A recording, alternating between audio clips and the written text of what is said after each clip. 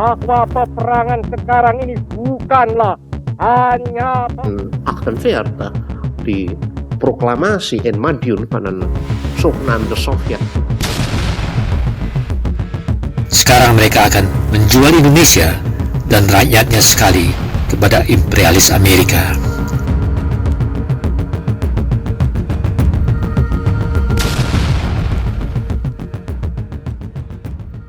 September 1948, Indonesia baru 3 tahun merdeka dan Republik masih berjuang mempertahankan hidupnya. Di luar, tentara Belanda mengepung, blokade laut memutus jalur pasokan. Di wilayah-wilayah yang masih dikuasai Republik, ratusan ribu pengungsi menghadapi kelaparan. Kemerdekaan sudah diproklamasikan, perjuangan untuk mempertahankannya masih berlangsung setiap hari. Lalu, dari dalam negeri sendiri muncul guncangan besar. Di Madiun, sebuah pemerintahan baru diproklamasikan. Pemerintahan yang membawa cita-cita mengganti dasar negara Pancasila dengan komunisme, serta menarik Indonesia masuk ke dalam orbit Republik Soviet. Tanggal 18 September, proklamasi itu dibacakan. 12 hari kemudian, tentara Republik berhasil merebut Madiun kembali. Dan setelah semua itu, tak satu pun tokoh utama di balik pemberontakan ini pernah diadili melalui pengadilan sipil. Hari ini, kita mengenalnya sebagai pemberontakan PKI Madiun. Nama itu terdengar tegas, ringkas, seolah semuanya sudah jelas sejak awal. Kenyataannya, peristiwa di Madiun jauh lebih rumit daripada satu label sejarah. Apakah gerakan ini benar-benar sudah dirancang PKI sejak awal? Apakah ada kekuatan luar yang ikut mengarahkan jalannya peristiwa? Dan mengapa sebuah pemberontakan yang terjadi di tengah kepungan Belanda dengan banyak pelaku utama yang kemudian tewas masih terus diperdebatkan oleh sejarawan dunia sampai hari ini?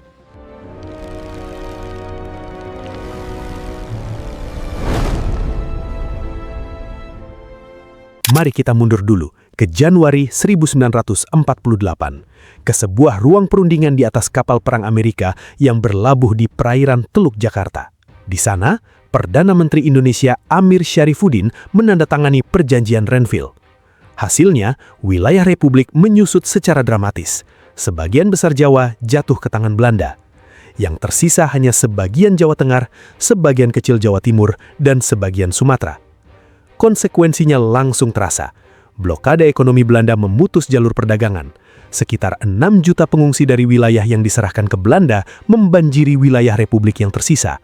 Hiperinflasi meledak, kelaparan menyebar, dan di kota-kota orang mengantri beras dengan uang yang nilainya terus merosot setiap hari. Di parlemen, perjanjian Renville langsung menjadi bom. Dua partai terbesar, Masyumi yang Islam dan PNI yang nasionalis, menarik dukungan mereka. Amir kehilangan kepercayaan parlemen dan terpaksa mengundurkan diri pada 23 Januari 1948. Soekarno kemudian menunjuk Muhammad Hatta untuk membentuk kabinet baru. Hatta adalah seorang teknokrat yang tenang, pragmatis, dan dikenal memiliki pandangan moderat yang pro-barat. Bagi kubu kiri, naiknya Hatta terasa seperti penggulingan. Mereka merasa disingkirkan dari kekuasaan yang mereka rasa berhak atas bagiannya. Amir Syarifuddin tidak menerima kekalahannya dengan diam. Di Februari 1948, ia mendirikan Front Demokrasi Rakyat yang disingkat FDR. Ini bukan partai politik biasa. Ini adalah koalisi besar yang menyatukan hampir semua kekuatan kiri Indonesia di bawah satu komando. Di dalamnya ada PKI, ada Partai Sosialis Indonesia Faksi Amir, ada Partai Buruh Indonesia, ada Pesindo atau Pemuda Sosialis Indonesia yang punya pasukan bersenjata sendiri, ada SOPSI yang mengendalikan serikat buruh di seluruh pabrik, dan ada Barisan Tani Indonesia yang mengorganisir petani miskin. FDR bergerak di 2 jalur sekaligus. Di parlemen, mereka melancarkan serangan politik, interpelasi, dan manuver untuk menggagalkan program-program kabinet Hatta. Di jalanan, mereka mengorganisir pemogokan massal, membakar sentimen anti-penguasa, dan yang paling berbahaya, milisi-milisi bersenjata mereka menolak untuk bergabung ke dalam Komando Tentara Nasional. Mereka mengumpulkan senjata sendiri, membangun basis-basis pertahanan sendiri, dan secara efektif membentuk negara di dalam negara. Di tengah kekacauan ini, Hatta mengeluarkan kebijakan yang secara logika masuk akal, tapi secara politik seperti menyulut api di atas jerami. Kebijakan itu disebut reorganisasi dan rasionalisasi, disingkat RERA. Intinya sederhana, Republik tidak punya uang untuk membiayai ratusan ribu tentara dan laskar bersenjata yang bertebaran tanpa koordinasi. Hatta ingin memangkas jumlah pasukan, mendemobilisasi laskar-laskar politik, dan membangun tentara profesional yang berada di bawah satu komando pemerintah pusat. Di atas kertas ini masuk akal, tapi kenyataannya mayoritas laskar yang terancam dibubarkan adalah laskar-laskar sayap kiri. Di antaranya ada Pesindo, TNI Masyarakat, dan berbagai unit yang terafiliasi langsung dengan FDR. FDR tidak melihat ini sebagai reformasi militer. Mereka melihat ini sebagai upaya sistematis untuk melucuti kekuatan bersenjata mereka dan pada akhirnya menghancurkan basis kekuatan mereka secara total. Ketegangan semakin parah ketika pasukan divisi Siliwangi terpaksa hijrah dari Jawa Barat ke Jawa Tengah akibat ketetapan Perjanjian Renville. Siliwangi adalah divisi elit yang mayoritas diisi oleh prajurit Sunda, dikenal setia pada pemerintah pusat dan secara ideologis berseberangan dengan laskar-laskar kiri. Tiba-tiba, puluhan ribu tentara Siliwangi harus berbagi wilayah dengan pasukan-pasukan pro-FDR di daerah yang terbatas. Mereka berebut logistik yang sudah menipis, ada gesekan budaya antara prajurit Sunda dan Jawa, ada pertentangan ideologis yang terus memanas, dan ada rasa saling curiga yang tumbuh setiap hari.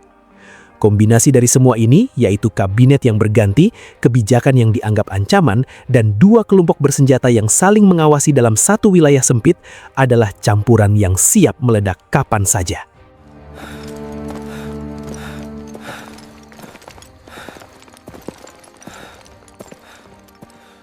Di tengah ketegangan yang terus meningkat itu, seseorang tiba di Yogyakarta secara diam-diam pada Agustus 1948. Namanya Munawar Musso. Musso lahir pada 1897 di Kediri, Jawa Timur. Ketika muda, dia pindah ke Surabaya dan tinggal di rumah kos milik Haji Umar Said Cokro Aminoto, pemimpin besar Sarekat Islam. Rumah kos itu adalah tempat yang luar biasa. Di bawah atap yang sama, Musso berinteraksi langsung dengan seorang pemuda berbakat bernama Soekarno dan dengan Alimin, yang kelak juga jadi tokoh komunis. Disinilah Musso berkenalan dengan pemikiran Marxisme melalui seorang sosialis Belanda bernama Henk Snifflit, pendiri ISDV yang kemudian menjadi cikal bakal PKI. Dan dari titik itulah, jalan hidup Musso berbelok tajam ke arah komunisme. Musso terlibat aktif dalam gerakan buruh dan pergerakan kiri, dan pada 1926 dia berpartisipasi dalam pemberontakan PKI pertama melawan pemerintah kolonial Belanda. Pemberontakan itu gagal total. Musso melarikan diri dan akhirnya tiba di Uni Soviet. 20 tahun dia di sana, bukan sekedar mengungsi, tapi mendalami dan menyerap Stalinisme secara utuh. Dia menjadi agen Komintern atau Komunis Internasional yang dipersiapkan untuk mengekspor revolusi proletar kembali ke Asia Tenggara. Ketika dia akhirnya kembali ke Indonesia pada Agustus 1948, dia bukan lagi aktivis muda yang bersemangat. Dia adalah ideolog keras yang sudah terbentuk oleh 2 dekade indoktrinasi di jantung kekuasaan Soviet. Sebelum ketegangan meledak menjadi perang saudara, ada satu momen yang perlu kita ingat. Musso dan Soekarno bertemu secara langsung. 2 orang yang dulu tinggal dalam satu lingkungan yang sama di Surabaya, 2 orang yang pernah berdebat dan berdiskusi di usia muda, 2 orang yang sama-sama membenci penjajah Belanda, kini bertemu lagi di sisi yang berlawanan dari sebuah krisis yang akan mengubah sejarah. Mereka berpelukan hingga meneteskan air mata. Tapi setelah pertemuan itu, garis yang memisahkan mereka tidak berubah. Musso kembali ke barisannya, Soekarno kembali ke kursi presiden, dan keduanya tahu bahwa apa yang akan terjadi berikutnya tidak bisa dihindari lagi. Dalam sebuah rapat Politbiro PKI pada pertengahan Agustus 1948, Musso mencetuskan apa yang kemudian dikenal sebagai Doktrin Jalan Baru untuk Republik Indonesia. Isinya radikal dan tegas. Pertama, semua partai dan organisasi kiri, termasuk PSI dan PBI, harus melebur ke dalam PKI yang baru. Tidak ada lagi koalisi longgar, semua di bawah satu komando. Kedua, tidak ada kompromi dengan kekuatan Barat dalam bentuk apapun. Pendekatan diplomasi Hatta dianggap sebagai pengkhianatan terhadap semangat revolusi. Ketiga, PKI harus mengambil alih pimpinan revolusi dari tangan kaum borjuis nasional, yaitu dari Soekarno dan Hatta yang dianggap sebagai pelayan kepentingan Amerika Serikat. Musso juga menuntut secara konkret agar PKI mendapat posisi di Kementerian Pertahanan, satu-satunya cara untuk melindungi laskar-laskar kiri dari program Rera Basutan Hatta. Dalam hitungan hari, Musso mengambil alih pimpinan dari Amir Syarifuddin. Amir, yang selama ini menjadi wajah oposisi kiri, menempatkan dirinya sebagai sekutu utama Musso. Kemudian Musso memulai tur politik keliling Jawa Tengah dan Jawa Timur. Di setiap kota, di setiap pabrik, di setiap barisan buruh dan petani yang berkumpul, dia berpidato dengan berapi-api. Dia menyebut Hatta sebagai budak imperialisme. Dia menyebut Soekarno sebagai pengkhianat revolusi. Dia membakar semangat kadernya untuk bersiap menghadapi konfrontasi fisik. Doktrin Jalan Baru secara efektif memadamkan semua kemungkinan negosiasi. Tidak ada lagi ruang untuk kompromi, polarisasi sudah final.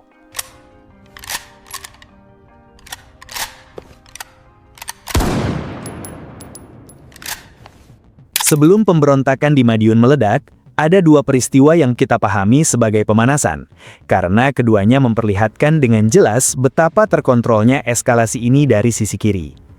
Yang pertama adalah pemogokan Delanggu pada Mei hingga Juni 1948. Delanggu adalah kawasan perkebunan dan pabrik karung di Jawa Tengah yang secara strategis penting bagi ekonomi Republik yang sedang sekarat. Di sana, FDR menggunakan infrastruktur SOPSI dan Sarbupri, Serikat Buruh Perkebunan, untuk memobilisasi ribuan buruh secara besar-besaran.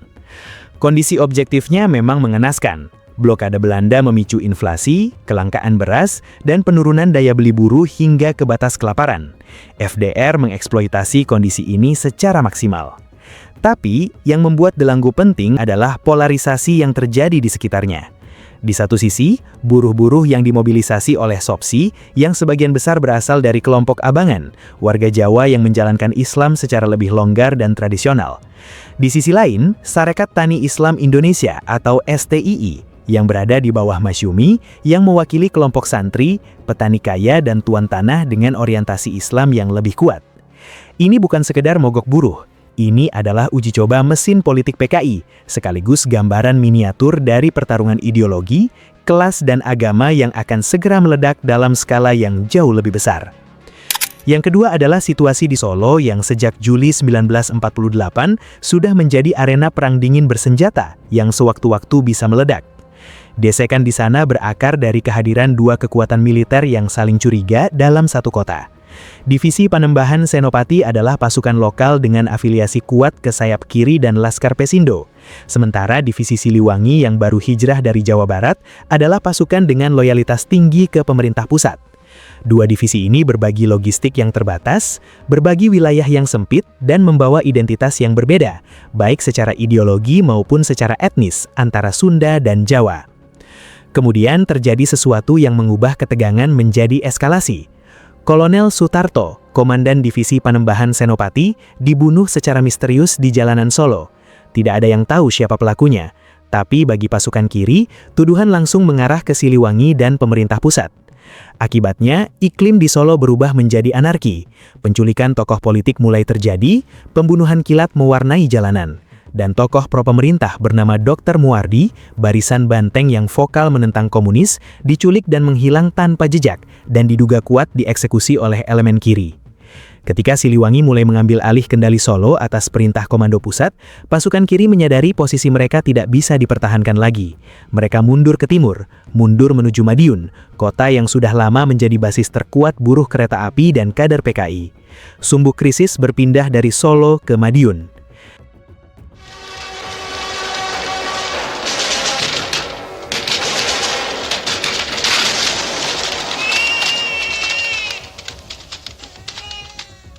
Dini hari menjelang 18 September 1948, Sumarsono, komandan lokal Pesindo di Madiun, memimpin gerakan kilat yang sudah dipersiapkan dengan cermat. Dalam hitungan jam, pasukan sayap kiri bergerak mengambil alih satu persatu fasilitas vital kota, kantor pos pusat, balai kota, stasiun radio, dan markas kepolisian. Semuanya direbut tanpa perlawanan berarti karena elemen kejutan masih berpihak kepada mereka. Pejabat pemerintah daerah yang menorak tunduk dilucuti secara paksa, ditahan atau diisolasi.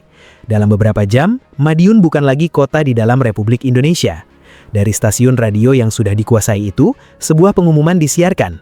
Berdirinya Front Nasional Daerah Madiun, sebuah pemerintahan darurat yang menolak otoritas Yogyakarta dan berdiri di atas prinsip-prinsip sosio-komunis.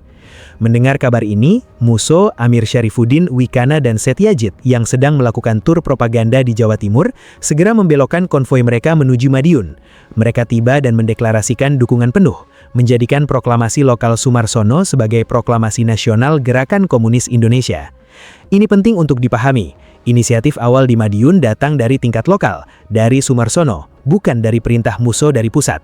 Ketika Musso tiba, dia mendapati sebuah gerakan yang sudah berjalan dan harus dia dukung, bukan gerakan yang dia nyalakan sendiri.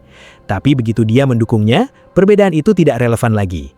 Pemerintah pusat di Yogyakarta merespon dengan cepat. Pada 19 September 1948, Presiden Soekarno berbicara langsung melalui Radio Republik Indonesia dalam sebuah pidato yang kemudian menjadi salah satu momen paling menentukan dalam sejarah Indonesia.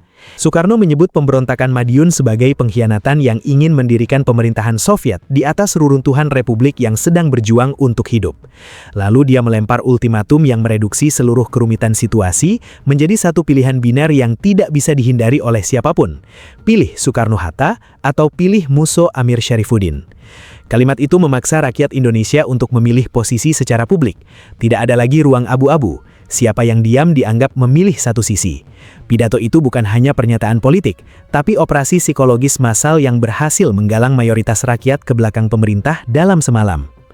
Malam yang sama, Musso membalas dari stasiun radio yang telah dikuasai di Madiun. Dan inilah kesalahannya yang fatal. Musso menyerang balik dengan retorika yang jauh lebih keras. Dia menyebut Soekarno dan Hatta sebagai Quisling, yaitu pengkhianat yang berkolaborasi dengan kekuatan asing. Dia menyebut Soekarno sebagai penjual Romusha kepada fasisme Jepang selama pendudukan. Serangan personal semacam itu terhadap Soekarno, yang saat itu masih merupakan simbol revolusi Indonesia yang paling dicintai rakyat, adalah bencana propaganda.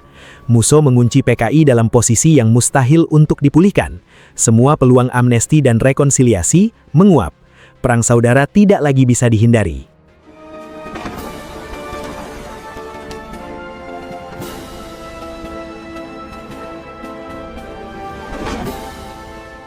Sebelum kita masuk ke operasi penumpasan militer, ada satu layer dari kisah ini yang perlu kita bongkar lebih dulu, karena ini adalah fabrikasi sejarah yang masih beredar hingga hari ini. Setelah PKI kalah di Madiun, sebuah narasi mulai dibangun oleh pendukung komunis di luar Indonesia untuk membalik fakta. Arsitek utamanya adalah Paul de Groot, pemimpin Partai Komunis Belanda. Klaimnya begini, PKI tidak memberontak. PKI hanya membela diri dari sebuah konspirasi yang sudah direncanakan oleh Amerika Serikat dan faksi kanan pemerintah Indonesia. Konspirasi itu, menurut de Groot, dimulai dari sebuah pertemuan rahasia yang berlangsung pada 21 Juli 1948 di sebuah penginapan bernama Huis Hansje di kawasan Danau Sarangan, Magetan, Jawa Timur. Yang hadir dalam pertemuan itu, menurut klaim ini, Presiden Soekarno, Perdana Menteri Hatta, Menteri Dalam Negeri Sukiman, Kepala Kepolisian Sukanto, dan Muhammad Rum dari pihak Indonesia. Dari pihak Amerika Serikat ada Merle Cochran, diplomat senior yang mewakili AS di Komite Tiga Negara, Gerard Hopkins, penasihat khusus Presiden Truman, dan Charlton Cockburn. Dalam pertemuan itu, diklaim bahwa Amerika Serikat setuju untuk mengucurkan dana sebesar $56 juta dan bantuan persenjataan kepada pemerintah Indonesia. Syaratnya, pemerintah Republik harus menghancurkan PKI. Proposal ini kemudian dikenal sebagai Red Drive Proposal. Sebagian dari dana itu, yaitu $3 juta, diklaim Hatta sudah cairkan untuk menyuap Dr. Muwardi agar merekayasa insiden di Solo yang kemudian dijadikan dalih militer untuk menyerang Madiun. Narasi ini kemudian diadopsi oleh media propaganda Soviet dan majalah resmi PKI, Bintang Merah, dan sebagian versinya masih beredar di berbagai buku dan artikel hingga sekarang. Tapi analisis historis yang berbasis arsip dan kronologi empiris dengan mudah membuktikan bahwa narasi ini adalah fabrikasi. Bukti pertama adalah masalah waktu yang sangat fatal. Pertemuan Sarangan diklaim terjadi pada 21 Juli 1948. Merle Cochrane, diplomat kunci AS yang diklaim hadir mewakili Amerika dalam pertemuan itu, berdasarkan catatan imigrasi dan log diplomatik, baru menginjakkan kaki di Indonesia pada 9 Agustus 1948, 3 minggu setelah pertemuan yang diklaim itu terjadi. Dia secara fisik tidak mungkin hadir. Bukti kedua adalah masalah lokasi. Pertemuan itu diklaim berlangsung di Hotel Hus Hanshe di Sarangan. Penelusuran arsip kolonial dan asosiasi perhotelan mengkonfirmasi bahwa hotel atau villa dengan nama itu tidak pernah ada di Sarangan. Memang ada catatan bahwa Soekarno pernah berlibur di Sarangan dan menginap di Hotel Merdeka, tapi itu terjadi pada waktu yang berbeda dan tidak ada kaitannya dengan pertemuan yang diklaim.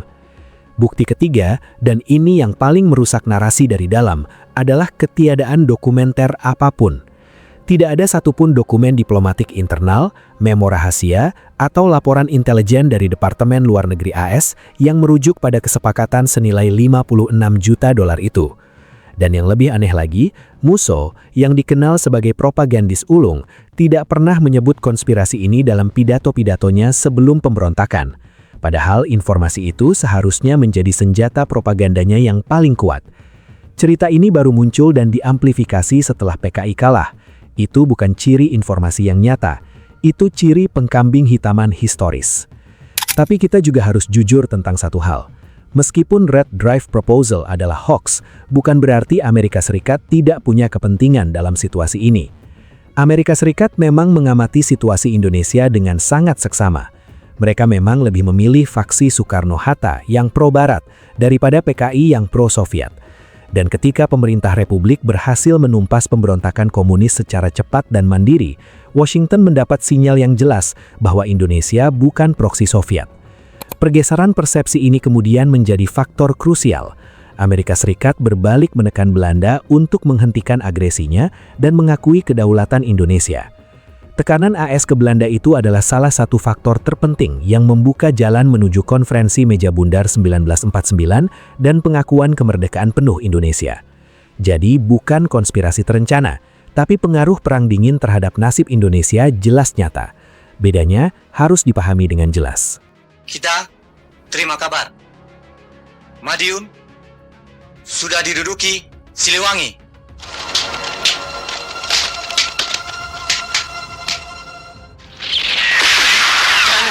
Pasukan kita ada di depan. Katanya belum lihat musuh. Mas sudah nembak duluan. Ribut saja kau, Bos. Dengan proklamasi Madiun dan pidato Musso yang menutup semua ruang negosiasi, Soekarno memberikan mandat penuh kepada Panglima Besar Jenderal Sudirman untuk menggelar operasi penumpasan total. Operasi ini dirancang dengan 2 poros komando.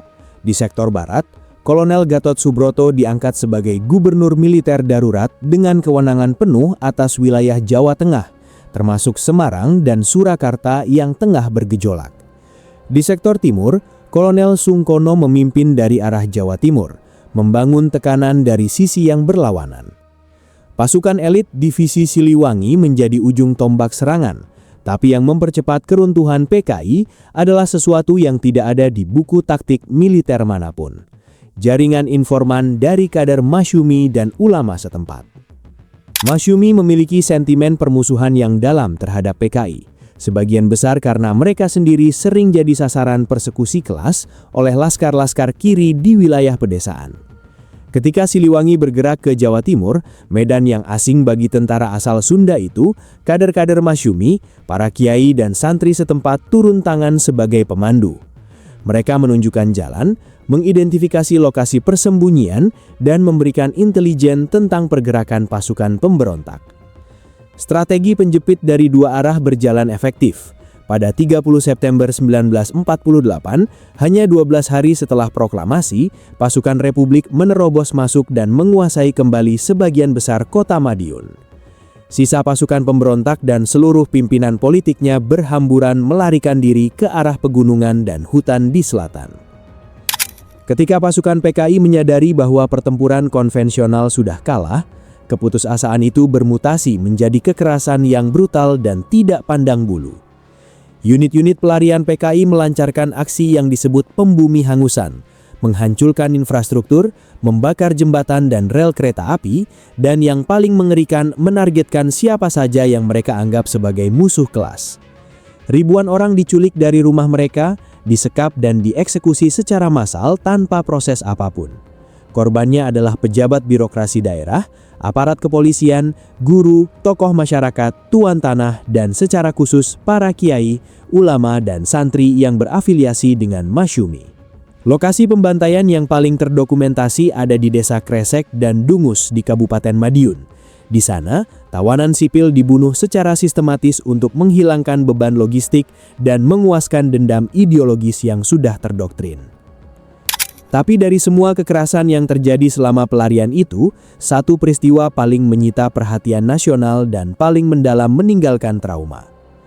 Aryo Suryo atau Gubernur Suryo adalah gubernur pertama Jawa Timur.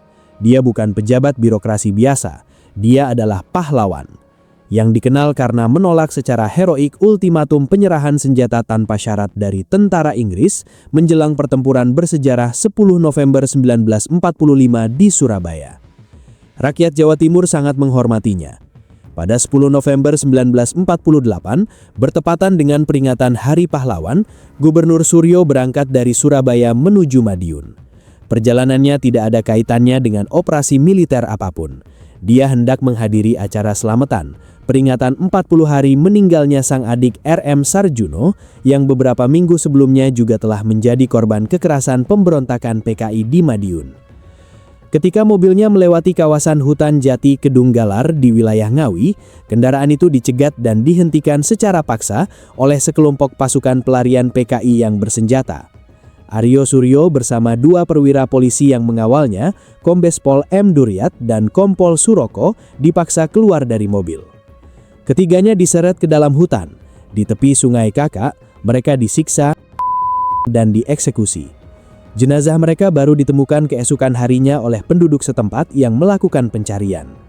Kematian Gubernur Suryo, pahlawan Surabaya, memicu kemarahan nasional yang luar biasa. Peristiwa ini memadamkan sisa-sisa simpati yang mungkin masih ada terhadap PKI dan mengukuhkan citra kekejaman mereka dalam memori kolektif masyarakat Jawa yang tidak pernah terhapus.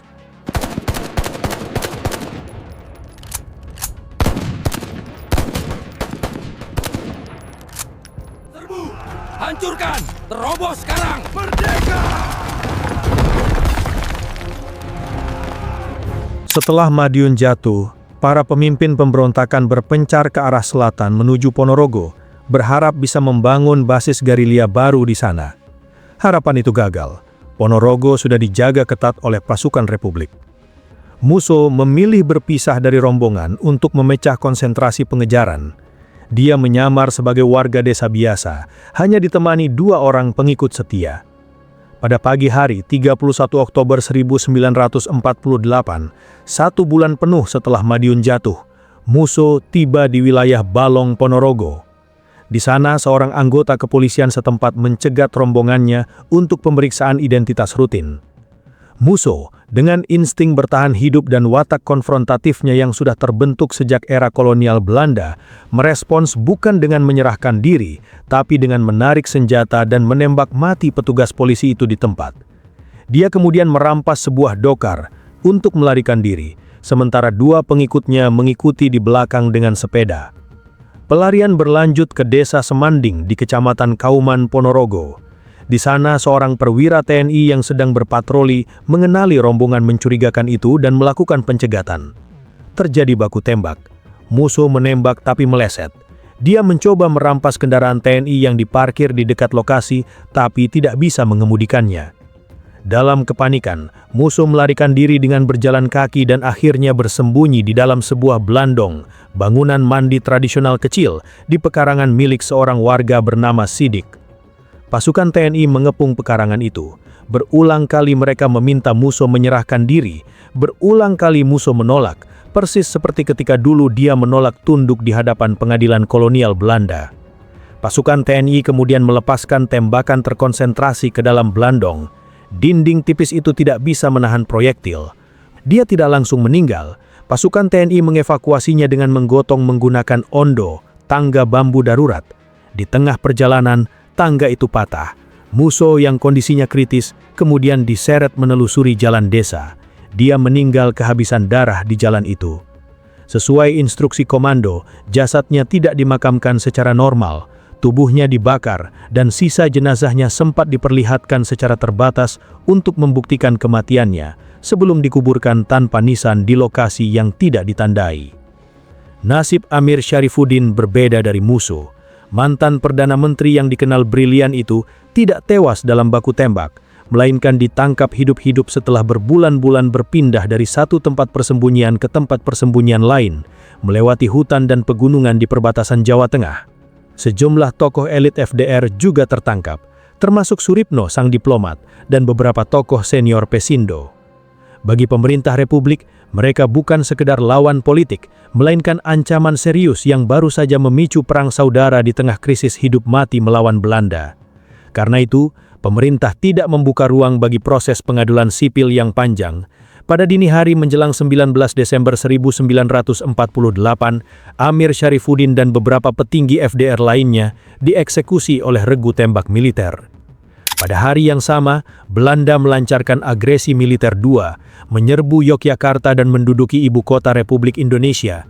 Dalam satu malam, Republik kehilangan dua hal sekaligus. Seorang mantan Perdana Menteri yang dieksekusi sebagai pengkhianat dan ibu kotanya yang jatuh ke tangan musuh. Sejarah seperti menumpuk semua bencana ke dalam satu waktu. Satria kelana, rindu merana, namun tak pernah ingkar janji. 12 hari.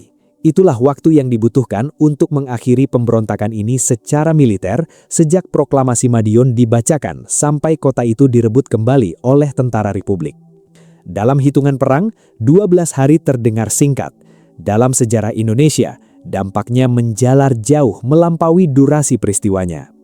Ribuan orang meninggal dalam kekerasan yang menyertai pemberontakan dan penumpasannya dari kedua sisi. Ketegangan lama antara kelompok Islam dan komunis semakin dalam tergores oleh peristiwa ini. Sampai hari ini, para sejarawan masih berdebat tentang satu pertanyaan besar. Apakah PKI memang sejak awal bergerak untuk memberontak, atau situasi politik, tekanan militer, dan krisis republik yang mendorong mereka sampai ke titik itu? Yang jelas, Madiun 1948 meninggalkan sesuatu yang tertanam dalam tubuh Republik Indonesia yang baru. Sebuah luka di antara sesama anak bangsa, sebuah rasa saling mencurigai yang kemudian menjadi bagian dari cara negara ini membaca politik, ideologi, dan ancaman dari dalam. 17 tahun kemudian, luka itu kembali terbuka dalam skala yang jauh lebih besar, dengan akibat yang jauh lebih menghancurkan. Kalau kalian belum menonton video kami tentang G30S PKI 1965, video itu adalah kelanjutan besar dari cerita yang kita bahas hari ini. Bisa langsung cek di channel Kopral Gondrong. Jangan lupa like, share, dan subscribe channel ini untuk konten menarik lainnya.